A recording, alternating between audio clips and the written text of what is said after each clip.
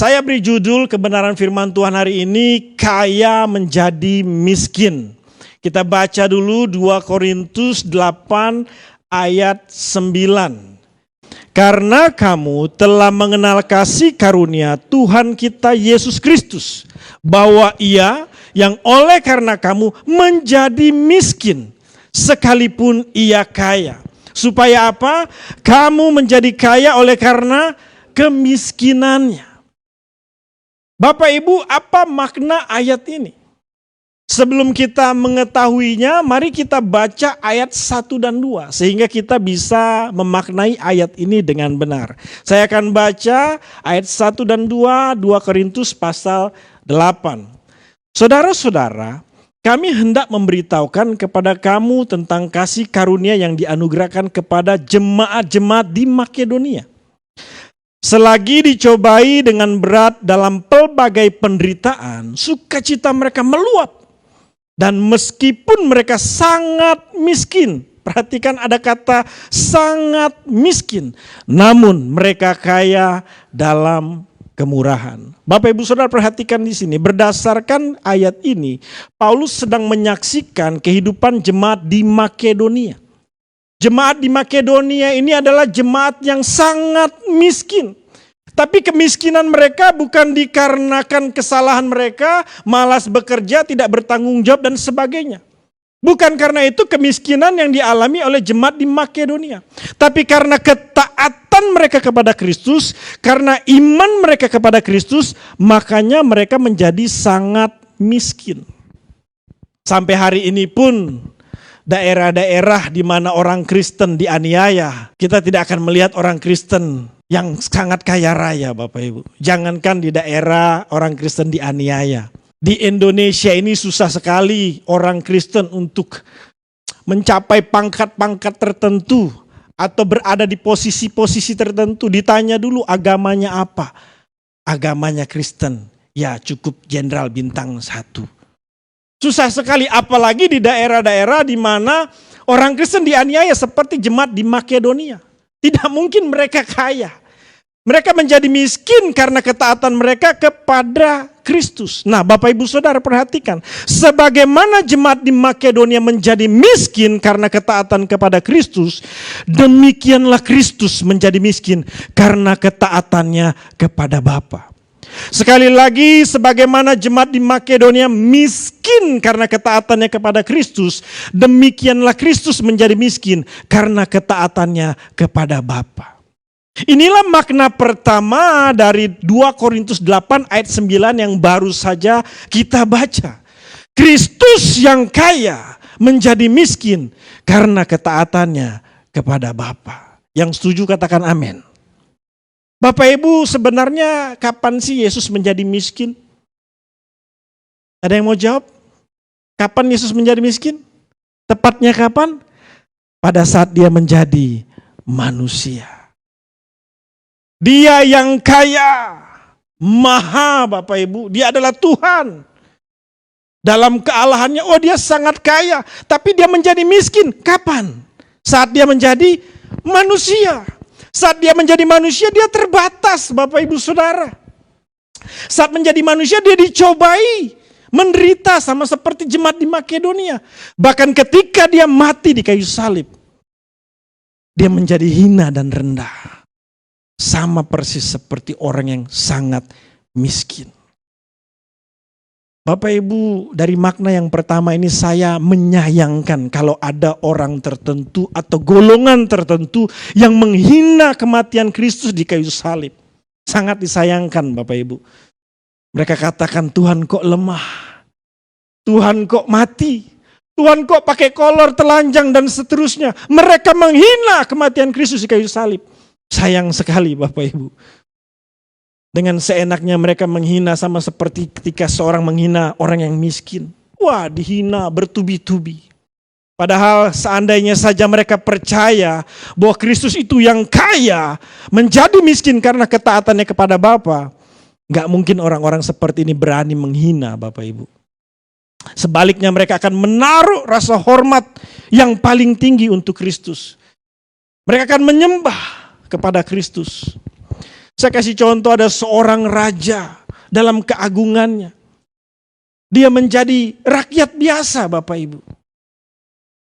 Nah, ketika raja dalam kemegahannya ini jadi rakyat biasa, ya sesama rakyat, mungkin dia tidak tahu bahwa itu raja, ya seenaknya saja dia hina, ya dia kata-katai, ya mungkin dilecehkan dan sebagainya. Tapi perhatikan Bapak Ibu, pada saat orang tahu ternyata dia ini adalah raja, oh orang akan hormat.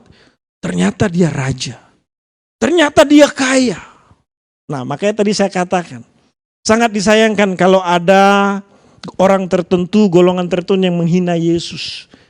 Kalau mereka percaya kebenaran ini, mereka akan menaruh rasa hormat yang paling tinggi dan menyembah sang raja. Sama seperti engkau dan saya, Bapak. Nah, ini makna pertama, Bapak Ibu Saudara, bahwa Yesus menjadi miskin karena ketaatannya kepada Bapa. Nah, makna kedua yang akan banyak saya bahas adalah Kristus yang kaya menjadi miskin supaya orang yang percaya kepadanya menjadi kaya. Sekali lagi, Kristus menjadi miskin supaya orang yang percaya kepadanya menjadi kaya. Mari kita baca sebelumnya ayat 7, Bapak Ibu. Paulus mengatakan seperti ini kepada jemaat di Korintus. Maka sekarang sama seperti kamu kaya dalam segala sesuatu. Jadi jemaat di Korintus ini sudah kaya dalam segala sesuatu. Dalam iman, perkataan, pengetahuan, kesungguhan untuk membantu, dalam kasih terhadap kami. Demikianlah, perhatikan di sini, hendaknya kamu kaya dalam pelayanan kasih ini. Hendaknya kamu kaya juga dalam kemurahan. Dari ayat ini Bapak Ibu, seolah-olah Paulus ingin bilang seperti ini. Jemaat di Korintus, kamu itu sudah kaya loh dalam segala sesuatu. Alangkah baiknya kalau kamu kaya juga dalam kemurahan. Jangan sampai kamu sudah kaya dalam segala sesuatu, tapi miskin dalam kemurahan. Ayolah belajar dari jemaat Makedonia. Mereka ini sangat miskin loh, tapi mereka kaya dalam kemurahan.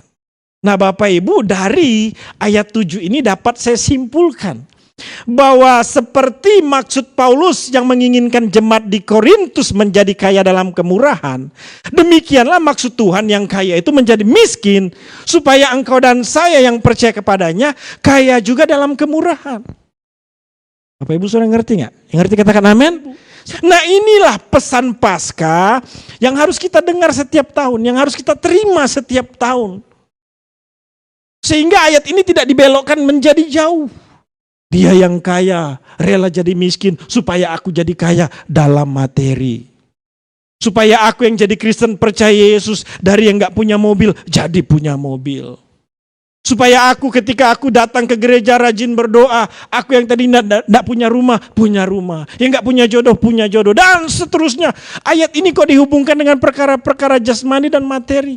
Itu beloknya jauh sekali Bapak Ibu.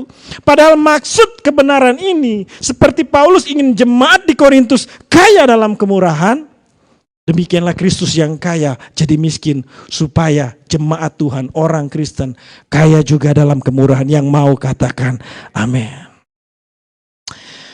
Jadi pertanyaan yang harus kita renungkan di tahun ini, di Jumat Agung ini, sudahkah engkau dan saya kaya dalam kemurahan?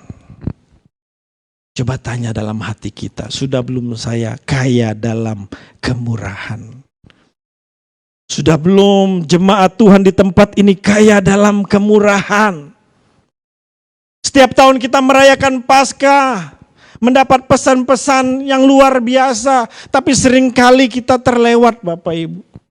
Bahwa Yesus mati supaya kita jadi kaya dalam kemurahan. Harusnya pesan ini didengungkan setiap tahun ketika Paskah. Nah Bapak Ibu, berdasarkan kesaksian Paulus tentang jemaat di Makedonia, maka ada 3 ciri orang yang kaya dalam kemurahan. Tadi Bapak Ibu bertanya, saya udah belum ya kaya dalam kemurahan? Nah kira-kira kaya dalam kemurahan itu seperti apa sih? Cukup belajar dari kesaksian Paulus tentang jemaat di Makedonia. Ada 3 ciri orang yang kaya dalam kemurahan, dan tentu saja Bapak Ibu, ciri ini sudah terlebih dahulu dimiliki Yesus di dalam dirinya. Dia kaya dalam kemurahan, khususnya ketika dia jadi manusia. Nah, ciri yang pertama Bapak Ibu, orang yang kaya dalam kemurahan memberi menurut kemampuan, bahkan melebihi kemampuannya. Kita baca ayat 3 Bapak Ibu, ya. 2 Korintus 8 ayat 3, Bapak Ibu yang kelihatan di depan boleh ikut baca bersama saya, yang tidak kelihatan karena sudah minus, sudah plus ya, boleh dari handphonenya atau Alkitab yang dibawa. Kita baca 2 Korintus 8 ayat 3, 2, 1. Aku bersaksi bahwa mereka telah memberikan menurut kemampuan mereka, bahkan melampaui kemampuan mereka. Bapak Ibu Saudara, jemaat di Makedonia dideskripsikan sebagai jemaat yang kaya dalam kemurahan. Karena apa? Karena mereka memberi menurut kemampuan mereka. Bahkan mereka memberi melampaui kemampuan mereka. Bapak Ibu percaya enggak? Enggak ada yang kebetulan di dunia ini. Ada yang percaya hukum kebetulan? Kalau saya enggak percaya Bapak Ibu. Menurut saya tidak ada yang kebetulan. Ya memang di budaya tertentu sering sekali keceplosan, kebetulan. Nah ini sudah jelaskan dari logatnya budaya mana gitu kan. Ya kan sering kali tuh, sepertinya kebetulan. Menurut saya di dunia ini tidak ada yang kebetulan. Termasuk engkau dan saya ada di tempat ini, ada di dunia ini, ada di gereja ini, menikah dengan si punya anak dalam satu pekerjaan. Tidak ada yang kebetulan. Kenapa Bapak Ibu Saudara saya percaya? Tidak ada yang kebetulan karena Tuhan menciptakan kita dengan kemampuan yang unik dan spesial menurut kapasitas kita masing-masing. Kita di dunia ini enggak kebetulan loh, katakan amin. Karena apa? Tuhan menciptakan kita dengan kemampuan yang unik dan spesial sesuai dengan kapasitas kita. Jadi jangan merasa ya kebetulan ya. Nah karena itu begini Bapak Ibu, tidak perlu iri dan berkecil hati ketika melihat kemampuan orang lain. Sekali lagi tidak perlu iri dan berkecil hati ketika melihat kemampuan orang lain. Sebaliknya, mari cari apa kemampuan kita. Temukan kemampuan kita. Ketika kita mencari menemukan, kita dapat memberi sesuai kemampuan kita. Bahkan apa? Melampaui kemampuan kita. Bapak Ibu Saudara percaya bahwa setiap kita diciptakan Tuhan dengan kemampuan yang unik dan spesial? Amin? Iya dong. Kita ini unik dan spesial, punya kemampuan yang sesuai dengan kapasitasnya masing-masing. Jadi jangan sampai jemaat di CNC ada yang gak percaya diri. Saya mah gak bisa apa-apa. Saya mah cuman kebetulan aja di dunia ini. Enggak Bapak Ibu. Tuhan menciptakan kita dengan kemampuan, dan dengan kemampuan ini kita bisa memberi menurut kemampuan kita, bahkan melampaui kemampuan kita loh Bapak Ibu. Ya contohnya di gereja inilah, enggak usah jauh-jauh kalau kasih contoh. Mungkin beberapa Bapak Ibu Saudara termasuk yang di online, Pak kenapa ya saya sampai hari ini kalau ngasih persembahan di gereja nggak pernah banyak atau belum bisa banyak. Yang lain lagi mungkin bertanya dalam hatinya, Tuhan kenapa ya cuman saya yang kasih persembahan paling banyak. Ya kan? Ya kadang-kadang begitu di gereja Bapak Ibu. Nah jangan tanya kenapa Bapak Ibu Saudara. Menurut saya tidak persoalan. Selama kita memberi sesuai kemampuan kita, bahkan memberi melebihi kemampuan kita, maka kita ini orang yang kaya dalam kemurahan. Amin. Kan ada yang memang kemampuannya memberi persembahan banyak. Ya bersyukur, itu dia memberi menurut kemampuannya. Ada yang gak mampu gak masalah. Bisa memberikan tenaganya, waktunya, hidupnya, dan seterusnya. Bapak Ibu, tidak sedikit orang kecewa dan menyesali hidupnya karena tidak mencapai apa yang diinginkan. Sekali lagi banyak orang kecewa dan menyesali hidupnya karena tidak mencapai apa yang diharapkan. Menginginkan sesuatu, mengharapkan sesuatu, tidak tercapai, lalu kecewa. Padahal Bapak Ibu, ketika kita memberi sesuai kemampuan, bahkan melebihi kemampuan kita, kekecewaan dan penyesalan akan memudar dengan sendirinya. Sekali lagi saya ulangi, ketika kita memberi sesuai kemampuan kita, bahkan melebihi kemampuan kita, kekecewaan dan penyesalan akan memudar dengan sendirinya. Bapak Ibu, saya punya sahabat, kami ngobrol berdua. Ya, waktu ngobrol dia bilang gini, dia seorang pengusaha. Dia bilang, saya bersyukur hari ini saya jadi pengusaha.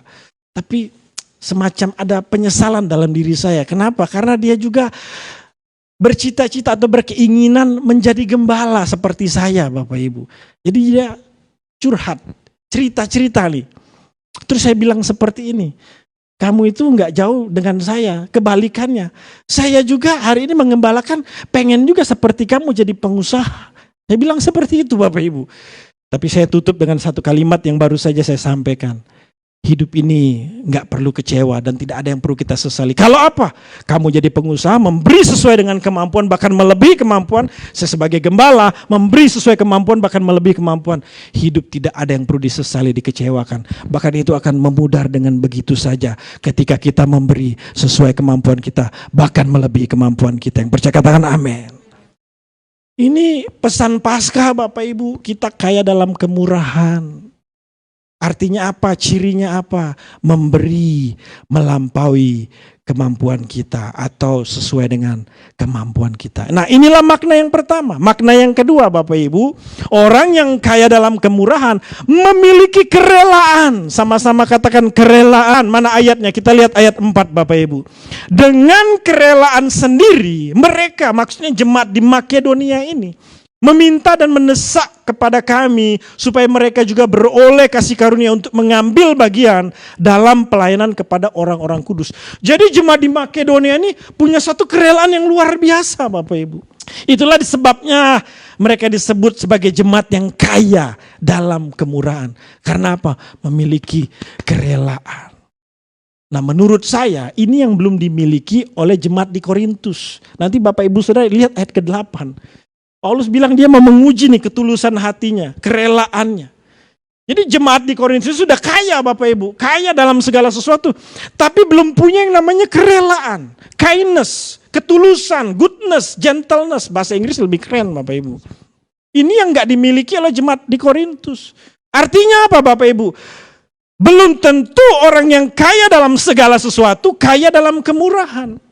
Sekali lagi, belum tentu orang yang kaya dalam segala sesuatu, kaya juga dalam kemurahan. Yaitu belum tentu mereka memiliki kerelaan. Bahkan nih Bapak Ibu ya, dari pengalaman saya, orang yang terlihat tulus belum tentu benar-benar memiliki ketulusan. Orang yang terlihat tulus belum tentu benar-benar memiliki ketulusan atau kerelaan. Karena itu begini, ini kabar baik Bapak Ibu. Di hari Paskah juga ada kabar baik. Enggak tentang cerita kematian Yesus. Ya nanti malam kalau mau nonton The Passion of Christ boleh lah ya. Lihat gitu. Kalau istri saya enggak kuat nonton, lihat darah gitu, orang disiksa. Saya bilang itu Tuhan Yesus. Ya biarpun Tuhan Yesus. Ya tapi kurang lebih seperti itulah gambaran hari ini Bapak Ibu, 2000 tahun yang lalu. Nah saya enggak kasih khotbah yang serem-serem, ini kabar baik Bapak Ibu. Untuk menguji atau membuktikan seseorang benar-benar memiliki kerelaan atau termasuk kita benar-benar memiliki ketulusan, kerelaan, kindness, goodness. Perhatikan sikap hatinya Bapak Ibu. Belum tentu orang yang terlihat rela, benar-benar rela. Perhatikan saja sikap hatinya. Kalau ada orang Kristen berkata, saya sudah mengampuni. Tapi sikap hatinya, di dalam hatinya masih ada kebencian, dendam, dan sebagainya. Bahkan ada yang lucu loh Bapak Ibu Saudara. Ini terjadi di kalangan orang-orang Kristen. Kok punya mental seperti ini? Biasanya nih Bapak Ibu Saudara, biasanya nih orang-orang yang seperti ini, ngomongnya sih ngampunin. Tapi di sikap hatinya belum benar-benar mengampuni. Biasanya gini. Kalau dia berteman sama kita Bapak Ibu, dia pengen musuhku adalah musuhmu. Ini kan aneh Bapak Ibu Saudara. Yang musuhan lo, kok gue dibawa-bawa. Ini orang yang sikap hatinya nih gak beres Bapak Ibu. Ngomongnya sudah ngampunin, tapi kok musuhku, musuhmu. Moga orangnya dengar khotbah saya hari ini Bapak Ibu. Supaya apa benar-benar memiliki kerelaan mengampuni. Kalau bilang sudah mengampuni, ya benar-benar mengampuni sikap hatinya. Amin jemaat CNC? Iya, praktekkanlah suami istri, ya kan? Kalau suami sudah datang, jangan lama-lama lah istri. Ini pengalaman Pak Gembala. Ya kan? Ya walaupun lama yang penting rela Bapak Ibu kan. Ya istri itu memang agak loading kalau memaafkan, gak apa-apa. Bahkan jangan salah Pak, ya Pak Andi, ya kejadian 5 tahun masih diingat loh Pak Andi. Itu bukan berarti belum rela, ya memang seperti itulah ya wanita itu. Tapi kan yang penting sikap hatinya, punya ketulusan mengampuni, di mulutnya mengampuni, di hatinya juga mengampuni. Termasuk Bapak Ibu kalau ada orang Kristen berkata, ini loh saya tulus loh memberi, saya tulus loh mengasihi, saya tulus memberi. Tapi sikap hatinya ada kesombongan, masih ada pelit, iri hati dan lain sebagainya. Orang seperti ini belum memiliki kerelaan sama seperti jemaat di Makedonia. Makanya Tuhan itu bilang, aku nih kaya, aku mau jadi miskin supaya kamu tuh jadi kaya. Dalam kemurahan, maksudnya apa? Punya dong kerelaan. Karena itu saya mau bilang seperti ini. Ini kabar baiknya Pak. Mari perhatikan sikap hati kita setiap hari. Karena saya percaya seperti ini Bapak Ibu. Sikap hati ini adalah sumber. Kalau sumbernya bersih, kalau sumbernya benar, maka yang keluar juga benar.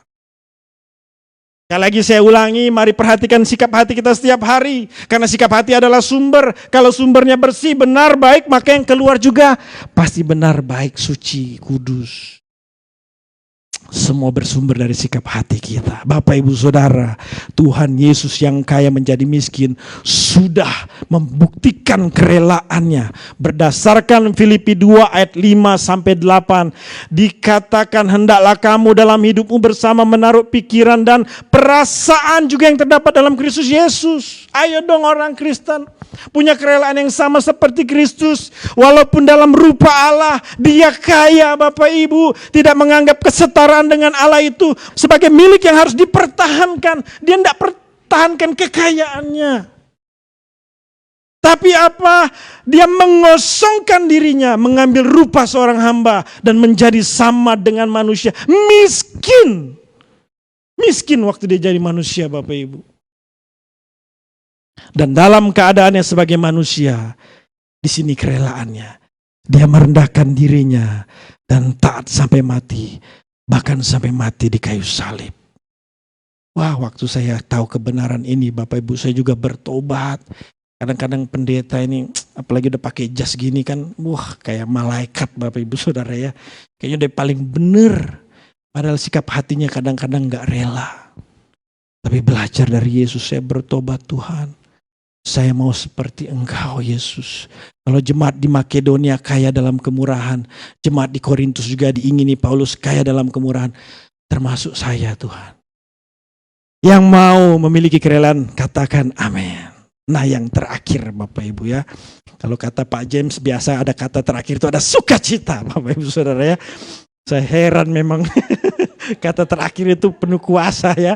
Yang terakhir Bapak Ibu, orang yang kaya dalam kemurahan memberi hidupnya kepada Tuhan. Ayat 5 dikatakan mereka memberikan lebih banyak daripada yang kami harapkan. Mereka memberikan diri mereka pertama-tama kepada siapa? Kepada Allah. Jemaat di Makedonia dideskripsikan sebagai jemaat yang kaya dalam kemurahan. Karena mereka memberi hidup mereka hanya kepada Tuhan. Pertama-tama kepada Tuhan. Bapak Ibu ingin tahu seperti apa memberi hidup kepada Tuhan? Ketika istri saya menikah dengan saya, kan ada janji tuh, ada sumpah janji. Aku mengasihi engkau bla bla bla bla bla. Itu sama saja memberi hidupnya kepada saya loh Bapak Ibu. Termasuk ketika saya juga mengucapkan janji yang sama. Sebenarnya janji nikah itu adalah janji di mana kita mau memberikan hidup kita kepada pasangan kita. Selama ini kita memberi hidup kepada orang tua yang membesarkan, mendidik dan seterusnya. Ketika kita menikah, kita memberikan hidup kita kepada pasangan kita. Sama ketika kita dulu masih hidup dalam dosa, dalam dunia, kesenangan dunia dan sebagainya. Kita memberikan hidup kepada setan, kepada iblis, kepada dunia ini. Tapi ketika kita percaya kepada Kristus, mengambil keputusan, I love you Lord, you are the only one. Kan? Kita janji itu sama Tuhan. Kita itu sedang mengawali bahwa aku mau memberi hidupku kepadamu Tuhan. Nah seperti apa? Ya artinya Tuhan ini hidupku loh. Pakai aku Tuhan. Tuhan ini hidupku, bentuk aku Tuhan. Tuhan ini hidupku kuserahkan kepadamu. Jadilah kehendakmu. Itu memberi hidup kepada Tuhan. Apa yang Tuhan suka, aku akan berusaha untuk suka Tuhan. Pak dulu makan senang di mana? Sama kayak saya, jangan-jangan dari wajahnya senang di warteg ini ya. Tapi waktu menikah sejak dari pacaran, wah ini kalau bidadari cantik ini dibawa ke warteg ya kan sayang ini. Enakan orang yang di sebelahnya ya. Karena duduk di warteg itu kan kayak di perahu Bapak Ibu Saudara, manjang. Ya dia sukanya apa ya, kita belajar untuk suka yang dia suka. Begitu juga kepada Tuhan, apa yang kau suka saya akan berusaha untuk suka Tuhan. Apa yang Tuhan mau saya akan berusaha untuk mau juga. Apa yang Tuhan perintahkan saya berusaha untuk taat Tuhan. Apa yang sudah Tuhan contohkan saya akan berusaha untuk ikuti. Itu namanya memberi hidup kepada Tuhan. Contoh praktisnya begini loh Bapak Ibu. Tidak mengulangi dosa yang sama. Nanti minggu saya akan sampaikan Bapak Ibu Saudara, kita kan sering dengar tuh orang Pentakosta karismatik. Doakan, ditumpang tangan, disiram minyak, kita patahkan kutuk keturunan. Ini maksudnya bagaimana nih? Tiba-tiba patah gitu kutuk keturunan, nenek moyang kita punya dosa apa, kebiasaan buruk apa, tiba-tiba patah gitu habis didoakan. Apakah seperti itu? Enggak, nanti minggu Bapak Ibu. Saya janji, saya akan jelaskan apa itu maksud mematahkan kutuk keturunan. Nah kalau kita memberikan hidup kita kepada Tuhan, jangan mengulangi dosa yang sama seperti Yesus menyampaikan kepada perempuan yang kedapatan berzina. Pergilah dan jangan berbuat dosa lagi. Kalau dia lakukan itu, berarti dia memberi hidupnya kepada Tuhan. Menjauhkan diri dari nafsu rendah. Beberapa waktu lalu sebelum tidur, semua cerita Alkitab hampir saya sudah ceritakan. Cerita apa yang belum? Cerita Yusuf. Anak saya bagaimana saya menceritakan Yusuf ya, yang digoda oleh Nyonya Potifar Bapak Ibu Saudara ya. Ya, saya waktu saya cerita, saya ingin sampaikan hal yang sama nih Bapak Ibu. Yusuf itu digoda bukan 1-2 kali loh, baca baik-baik. Berhari-hari. Digoda berhari-hari.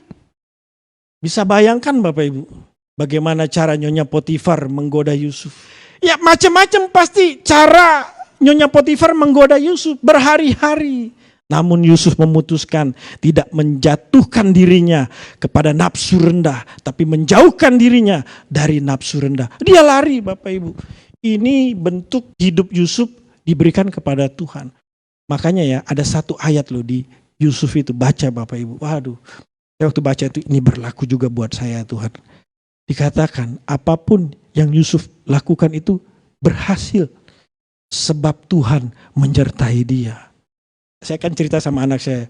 Yusuf itu dapat mimpi. Waktu dapat mimpi dia pamer ke kakak-kakaknya. Kakak-kakaknya iri. Waktu kakak-kakaknya iri, mereka masukkan Yusuf ke sumur lalu dijual.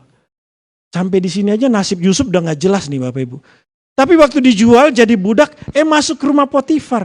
Waktu jadi pembantu rumah tangga Bapak Ibu. Waktu jadi budak. Berhasil loh Bapak Ibu. Jadi kepala rumah tangga. Di ayat itu Bapak Ibu ditulis. Sebab Tuhan menyertai Yusuf. Enggak berhenti di situ Bapak Ibu. Baru enak-enak jadi kepala. Nyonya Potifar gangguin Bapak Ibu. Waktu diganggu, masuk dia dalam penjara. Di dalam penjara loh Bapak Ibu, nasibnya nggak jelas juga. Tapi bisa loh, ada juru masak, juru minum itu dapat mimpi lalu Yusuf tafsirkan gara-gara itu dia naik pangkat lagi. Ditulis lagi, karena Tuhan menyertai Yusuf. Bapak Ibu jangan cuma baca enak, hebat ya Tuhan menyertai. Ya karena Yusuf memberikan hidupnya kepada Tuhan. Makanya Tuhan sertai dia. Saya mau bilang Bapak Ibu Saudara, hanya oleh anugerah dan pertolongan Tuhan kita dapat memberi hidup kita kepada Tuhan. Bukan karena usaha kita sendiri. Dan ingat Bapak Ibu, waktu kita memberikan hidup kita kepada Tuhan, tidak ada yang perlu kita takutkan dan khawatirkan. Sebab dia pasti menyertai kita. Yang percaya katakan amin.